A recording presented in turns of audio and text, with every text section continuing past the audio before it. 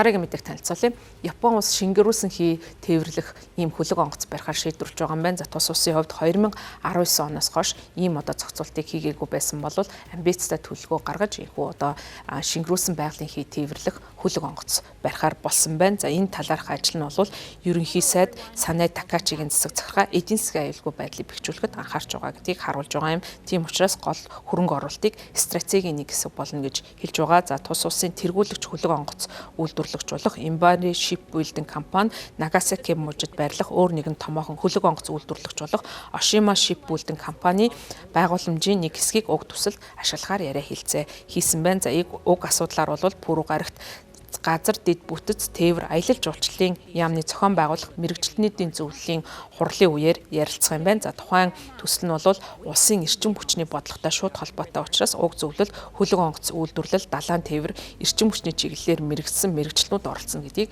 их сурвалжууд мэдээлж байгаа.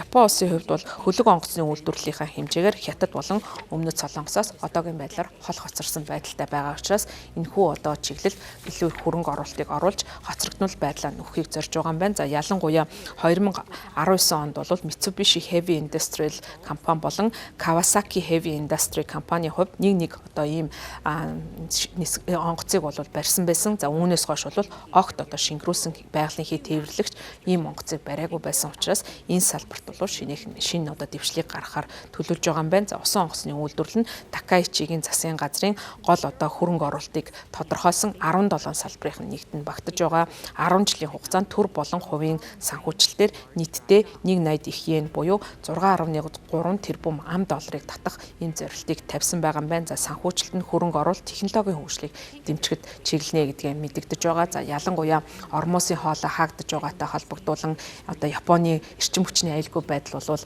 илүү одоо яаралтай байдалд бол орсон учраас энэхүү одоо бас хөлөг онгоц барих ажлыг улам хурцгах магадaltaй гэсэн ийм байдал бол хажиглагдаж байна. Цаашдаач ч гэсэн дэлхийн зах зээл дээр бол түүхийн эдийн үн савлах магадaltaй байгаа учраас стратегийн нөөцөө бэхжүүлэх нь улс орнуудад шаардлагатай. За мөн одоо тээвэр дэд бүтэц логистикийн энэ одоо байгууламжийг барих явдал нь бол улс орны стратегийн чухал хэсэг болж байгаа учраас энэхүү Япон зэрэг орнуудын зүгээс хөрөнгө оруулалтаа нэмэх. За энэ чиглэлийг бол гол тэргүүлэх чиглэлээ болгож эдийн засгийн бодлогоо хэрэгжүүлэхээр төлөвлөж байгаа нь энэхүү одоо ажлаас харагдаж байгаамаа.